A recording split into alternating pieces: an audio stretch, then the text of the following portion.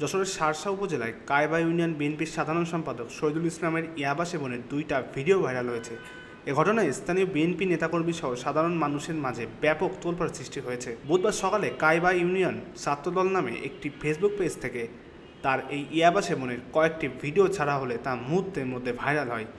BNP নেতার video ফেসবুকে দেখে অনেকে মন্তব্যের ঘরে তাকে দল থেকে বহিষ্কারের দাবি জানিয়েছে। এছাড়া ওই নেতার বিরুদ্ধে আওয়ামী লীগের নেতাকর্মীদের সঙ্গে সখ্যতার অভিযোগও তুলেছেন। 18 সেকেন্ডের এই ভিডিওতে দেখা গেছে ওই বিএনপির সাধারণ সম্পাদক একটি ছেলের হাত থেকে সিগারেটের মতো করে ইয়াবা সেবন করছে।